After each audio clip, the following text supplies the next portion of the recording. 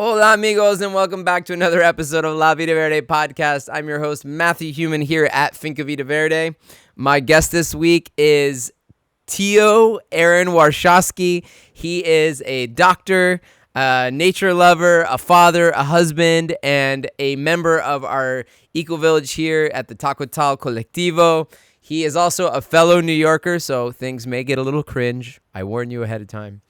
I'm looking forward to chatting with him. He's a great guy, and we hope you enjoy.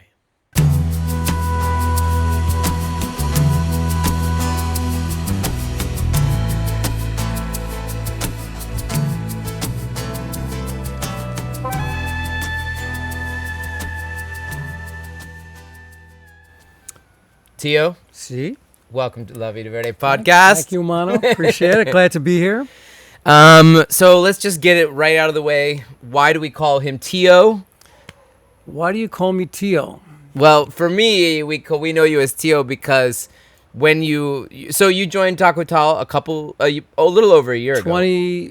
2 years ago. Well, I first came to Tacotal in February 2021.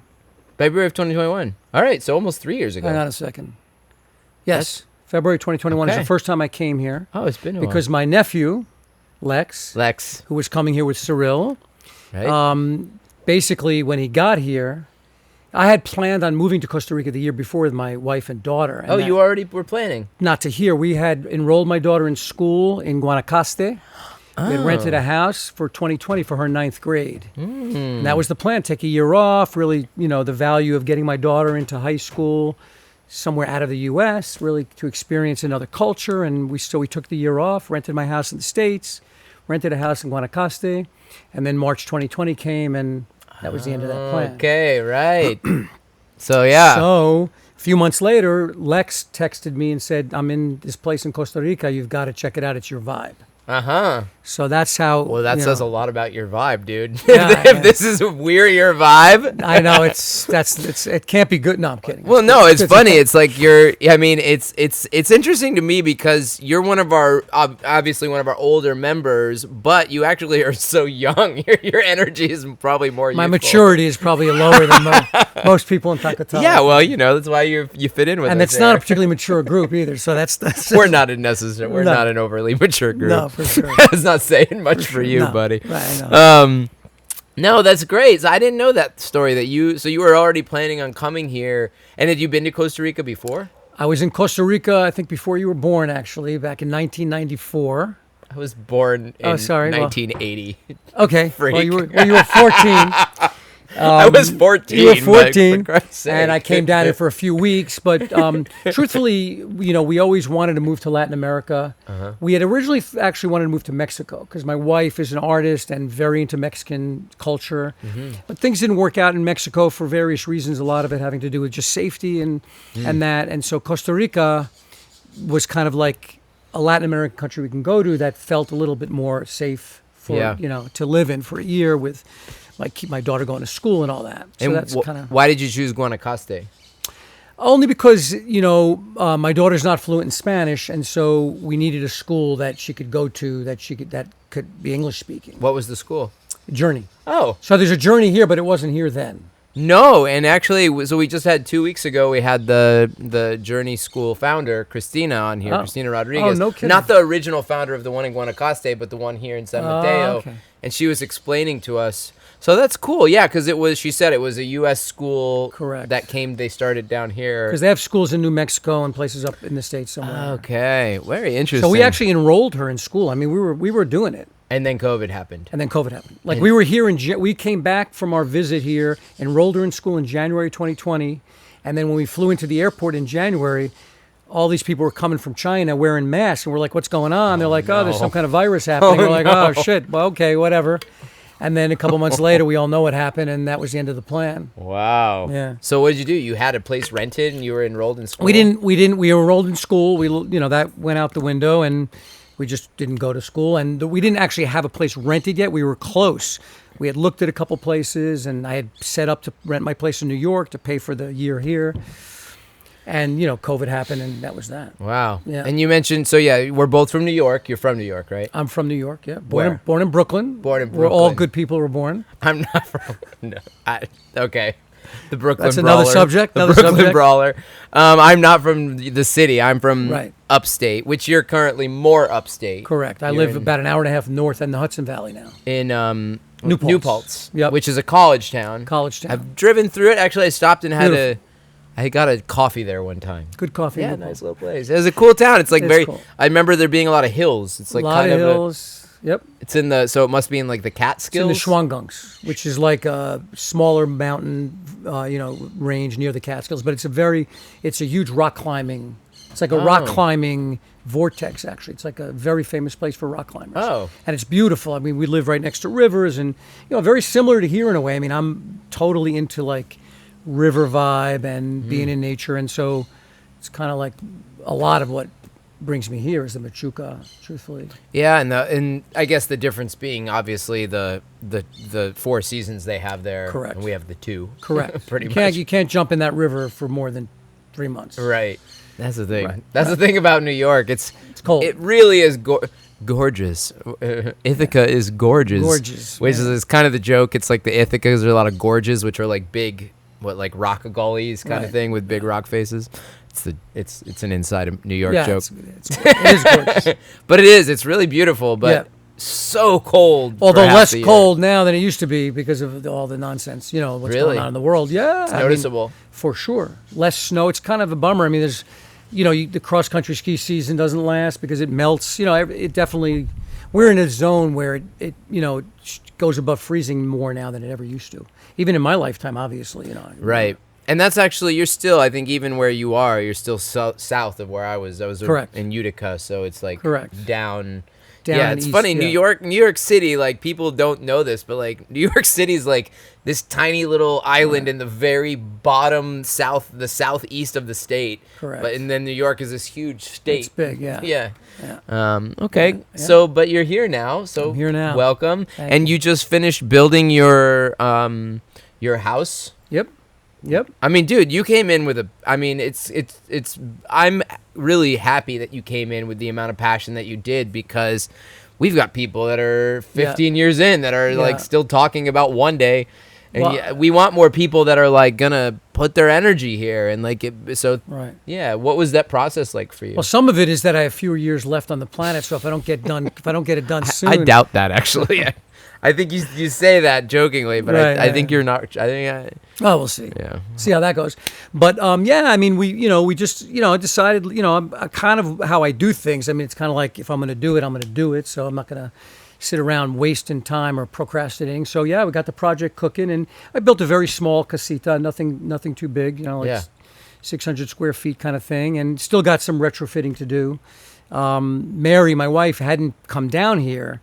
So I kind of came down, bought the land, started building the house, and she'd never even been here, which I know is kind of wild. Some stuff at home, she couldn't really come down. And then she did come down. She loves it down here, but she's like, I don't know about, she kind of pointed out some important things that I kind of designed that we need to redesign a little bit.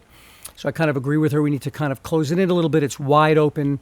And so we're going to close it in a little, but it's beautiful. We're doing a lot of landscaping, working with Brad and some of the guys on the land is awesome. So it's coming. Yeah, we've had Brad on the podcast, and everyone locally. Yeah. No, everyone knows Brad. Yeah, Brad's for the sure. local man. Correct. And he's got a lot of experience and knowledge, especially when it comes to rock work. And Amazing. and he's had a lot of years working with various people, within the culture here. So he understands a lot. He's a good guide for that kind of thing. For sure. And so you just finished doing a bunch of rock work. Now you said you did some planting yesterday. Did some planting a bunch of stuff and trying to green it up and, make it really a home, kind of like interesting learning a little bit about keeping the jungle out of the home so it's not invading you and taking over, but yet kind of incorporating it slowly. And Well, yeah. I think that's the thing. It's like when in the north, especially in like in the US, or like especially in a city where you're surrounded by cement, you want to bring nature into your house. Correct. When you're in nature, Right, you right. actually kind of want to have like a separation Correct, from correct. nature. This has been my experience here. Is Right, like I don't need house plants. I have plants everywhere around me, so it's like right. You want to keep things dry and clean right in your immediate space. Exactly, and here it's so hard to do that. You know that, and you're right down by the river, so it's like it's beautiful though. I hear that go to sleep with the quebrada in my ear. It's beautiful. Yeah, it's really nice. And you lived in a kibbutz for a while in Israel, right? For a year. A year. Yeah.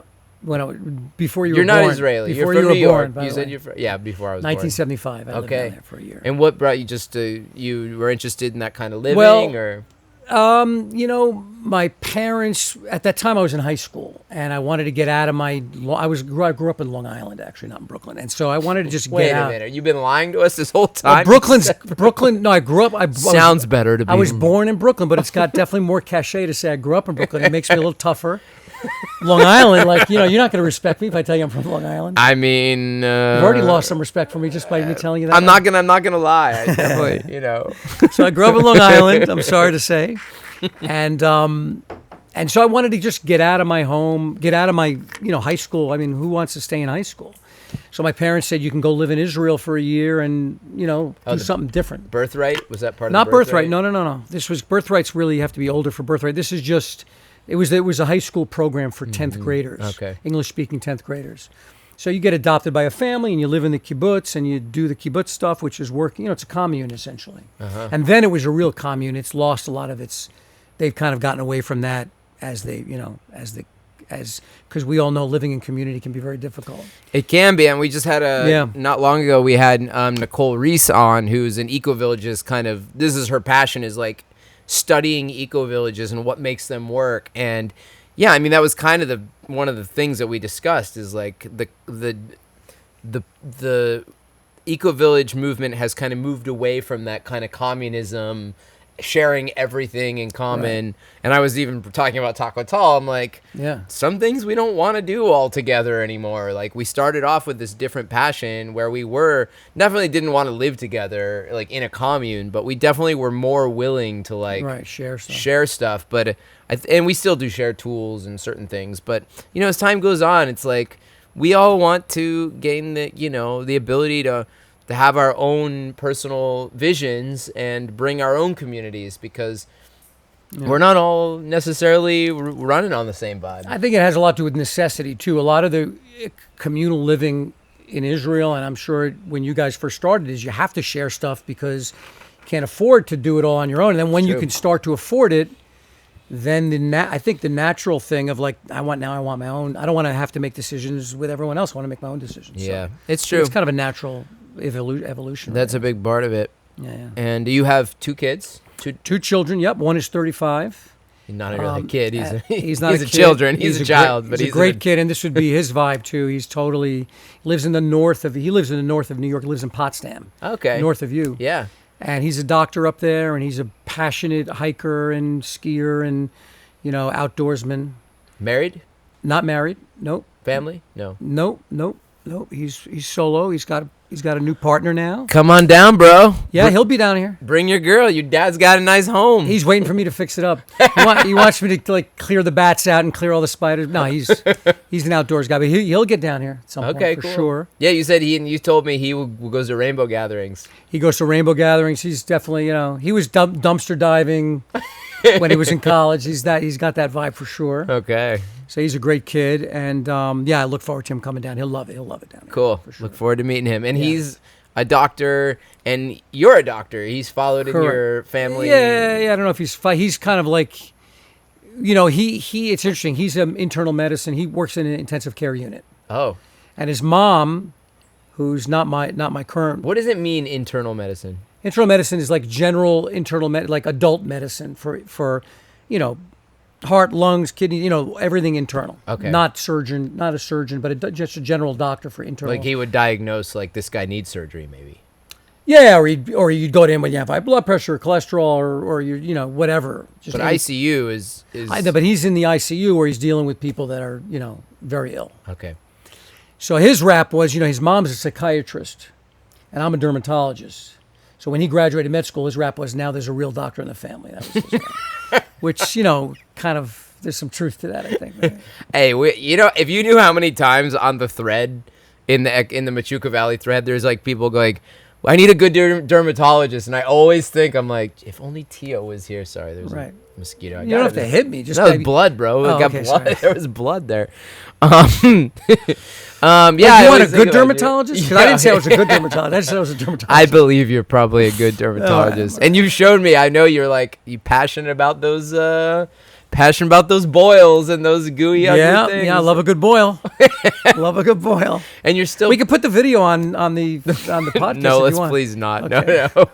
Let's. But you're still practicing somewhat. Yep. Yeah, I'm practicing part time. So when the plan was for me to take a year off in 2020 to live in Guanacaste, when that fell through, I was still kind of in this head of, I'm not going back to full time work. So I went back to work, but now I'm working 2 days a week, which is great because I feel I love it, but now I love it more because I'm doing it less. Mm-hmm. So I kind of still have a passion for it. It's just great being able to do service and being able to get some income, but not work a ton. So it's actually a good balance, really great balance. And your daughter's also, you said she's just finishing. My daughter's 18. School, She right? just finished high school. Her graduation's this coming Wednesday. Okay. So she just finished high school and she's thinking about going to college in September, which she might do, which would be great. So dad's got to keep working. So dad's working. Dad's got some. I was going to ask you for a loan actually because she's got her tuition bill is due. Yeah, like, the wrong guy. Wrong guy to task. Damn, that's why I came on this podcast. I thought maybe you could afford doing the podcast. You're gonna do it on camera and trap me, like I want you to make a commitment. So I got the private school tuition in America, which we all know can be significant. So I'm working, keeping a little bit coming in. And what does she want to study? She's thinking right now education. You know, she's only 18, so who knows? That who the could hell change. knows, right? That's hopefully we all change. You know, I mean, I didn't think I was going to be a dermatologist when I was 18, so who knows? What did you think you were going to be? I wasn't even thinking about anything. I was just going to school. There was no discussion about what I was going to be. This was like the early 70s, right? This was mid-70s. Mid-70s. Yeah, 78 to 82 I went to college. I mean, it's a good time. Yeah, it was just, that's a good time. New it was good. New York in the 70s was a good time. It was a good time. It was a good time. It was a different time for sure. Yeah. New York City was different. It was a rough city. And did you go to school in New York City? I went to school in Vermont. University of Vermont. I mean, that's right. You were part of the Bernie campaign. I helped Bernie get elected that first mayoral campaign. Bernie Sanders was the mayor of Burlington, Vermont when you were there. 1980, that's right. His first he won that election by 40 votes. Wow. The first time he got elected to anything was that year. Well, thanks for your service. My sir. pleasure. My pleasure. Thanks to Funneled Bernie. people down to the polls to vote that day. Yeah, 40 votes he won by. Wow. Yeah. That's amazing. Yeah. In a city of how many? 40,000. Wow. But very few people vote. You know how it is. Right, yeah. The people don't vote. And especially for mayor, because who even knows? People don't know. And there were like 6,000 or 7,000 people in the college, and they were allowed to vote, even though they didn't have residency, which was a controversial thing. So we just took all the college kids down to vote for him, and he got him elected, basically. Dang. Yeah. All right. That's how that works. Now that's where we're at. Yeah. So you went to school in Vermont, but you didn't study dermatology. Well, I was undergrad, right? So there's dermatology is medical school. So no, I just studied philosophy basically, and ended up, Chinese philosophy. That was what I was into then, and then ended up getting a psych degree and getting out, and then started working in the psych field as a research assistant, and then started thinking. I was about 2 or 3 years out of college, thinking, what am I really going to do here? Now I got to actually work, and what am I going to do? And I somehow drifted into medicine as, wow, that seems like that would be really helpful, a meaningful thing. I wanted to kind of bite off something really, really hefty. Well, and I feel like the, early 80s was kind of the advent of skin cancers really started popping up around that time. Well, I wasn't thinking anything about dermatology. At that point, it was just going into medicine. I had no clue about dermatology at that time. I just decided to go to medical school. And so I started that when I was 26 with no idea what I was going to actually do. I just realized that, I think I want to do something that's really going to be meaningful, that's really going to hold me for the rest of my life, something that I can get passionate about. So I got into that, and then the dermatology decision was at the end of medical school. It was like, what do I really want to do here? And why did you choose dermatology? Why did I choose dermatology? Because it was easier? Well, I mean, you did, there was a little of that. There was a little of that. I mean, really what it was I wanted to do something that mixed medicine and surgery. I wanted to do something specific, but I wanted to do something where I could really see little ones and old ones, and it just kind of fit. Yeah, that makes sense. I don't mean to say it's easier because there's it's Yeah, new, you're not supposed to it's nuanced. disparage me on this podcast, but that's okay. You lazy bastard. Yeah, Dermatologist. pimple popper. Anyway, I've heard that my whole life. It's okay. It's all good. Hey, trust me. As when I was 16, my skin was bad. I went to pimple poppers. Literally, I had them pressing on my face. And those little... Which I'm happy to do for you after the podcast if you want. Is it that bad? Well, it will be. Yeah, I'll imagine You eat more chocolate. Yeah. When I eat chocolate, it still gets bad. There you go. I need a consultation. Yes, off camera. Off camera. Okay, and your wife Mary is a doctor or an artist. She's an artist, although she does dabble in herbal stuff. She's pretty good. She's into like herb. She's very into herbal. She's a passionate gardener. Okay. So what she loves about this place, passionate gardener, and she's into herbs. She had a terrible case of Lyme, horrible case. Went through the allopathic route and didn't get her where she needed to be. Yeah, they did a bunch. They put in, did give her a bunch of antibiotics, whatever she needed, and then she really went down the natural, her herbal, and she healed herself. That's great. Yeah, that's a hard. She's one. an artist. Yeah. By profession. And so she's professional artist. Well, she was an art teacher. She painted did her own artwork as well, but made a living being an art teacher, art educator. Okay. Which she stopped doing. The pandemic kind of stopped. She taught in schools, and then she ended up having an art school in our home, which was amazing. Cool. Kids Make Art. You can go on her website. Oh, cool. Purchase some stuff. No. I'm sure that when she comes here, if she decide, I mean, who knows? Maybe you guys just want to come here and chill. But if that's something she wanted to do, it would actually be very well received in this community. Yeah. I think. Yeah. We'll probably just want to chill. But anyway, I don't blame you. But she did an amazing art school. But then the pandemic came and coming into people's homes, and that changed all that kind of world. So she stopped doing that. And so now she's she's just doing her thing and making art, mostly doing a lot of gardening right now. We have a nice couple big gardens in our house, and vegetable garden and flower garden. So she works hard on that. That's and nice. And planning on coming down to Tacotal a bunch, hopefully. Next year, that's the plan. You guys have like a 5-year plan for this place, or? Yeah, a lot of it depends on making plans and family things come up, and who knows what we'll be able to do, but the hope is that we'll be spending months down here during the winters, or U.S. winters. Down here you call winter rainy season. So it's not like a full-time situation. I'm not cementing any plan of what I'm going to do. If you were to put a gun to my head, which I'm not putting any guns to your head. You're in New York. Not on camera. You might. I'm not saying I couldn't. I'm saying I'm not going to. Remember, I was born in Brooklyn. Remember that. I probably would be more of a U.S. winter thing here, and because the summer's there and the fall there is so great. We love that area too. So I'm guessing it would be something like that. I know you want me to be in the rain down here with you. Come hang out in the rain. Come out in October with you in the rain, but it's been rainy, man. It's been rainy. I mean, this last. I mean, thank God for the sun, because we've had a lot of rain lately. It's been raining, but we'll who knows what we'll end up doing. But that's what my guess is, months during the dry season down here, and then then you come down. It seems like you're still making trips down here. Even June. Now. I mean, planting season will definitely. It's not like you're not going to come down here. We'd probably come down here this time of year, do a lot of planting and stuff, because the gardening is, it's really a lot. Yeah, I mean that's the reality. Is like it's the rainy season is when you do all your mostly your planting. I mean the gardening, the annual gardening happens more in the dry season. Unless you have a greenhouse situation, because it's too wet here to grow most garden plants like tomatoes and peppers, and it's too cold, like a little colder this time of year, like a little cooler, not as much sun. So but the trees, we'll see. I mean, I kind of like set this up kind of like originally coming to Tacotal at the beginning, it was like I pretty immediately, the first night I was here, the very first night I arrived, went to Brad's. There was a party that night in Mariposa. You were there. You were playing music that night. Maria played. Probably Surreal was like played. one of their last parties. It was one of their very last parties. Might have been their last one, or maybe the second to last one. Anyway, I came down to that party, the very first night in Costa Rica, that trip, and I was like, this'll do. I can do this. This'll do. This'll work. And kind of since then, it's felt pretty much, I feel like I'm at home. And now I've been coming down a bunch the last few years, and it does feel like coming home, so it's cool. So I don't really know what the future holds.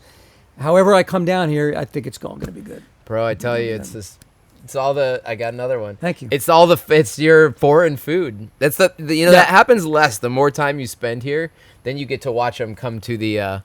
Come to all the foreigners. They because they're attracted to the foreigners. The mosquitoes are talking. Oh, that's what's happening. Yeah. Anyway. Yeah. Okay. Well, let's see. And what else? What else is are you feeling passionate about? Anything you want to share with the people of the Machuca Valley? People in the that's on Machuca your Valley, heart? I'm passionate. And not just the Machuca Valley. We have actually a lot of. I get messages from people all the time from all over. People I've known for years that I'm like, wow, you listen to this podcast? Who even knew? Like, do you even know what we're doing? Like, right. People are really tend to enjoy it. I think it's Yeah. I enjoy it. What's on your heart? Anything? I think the thing, for me, the thing was like coming down at this. Why am I even in this community? I mean, it was kind of like this feeling of I have this side of me that wants to travel, wants to be in other cultures, wants to, not just live as I'm working less. And what's the rest of the last chapter of my life, right? Is, I'm 64, so, 20, 30 years left if I'm lucky. Where do I want to be? What do I want to do? Do I want to just sit at home? Just felt like I needed to expand my horizons, but I didn't want to do it sort of just. I'm not going to put a backpack on and travel through Europe like a teenager. So I wanted community, really. I wanted to set roots in a place other than the place I have now. So my passion is really being in this community, in a large part, like really like deepening that bond, essentially, which I'm doing. And the only way to do that is to come down here. Yeah. And spend time. Yeah. Hang out with people like likes of you. I know. It's and fun. of your ilk. And my ilk.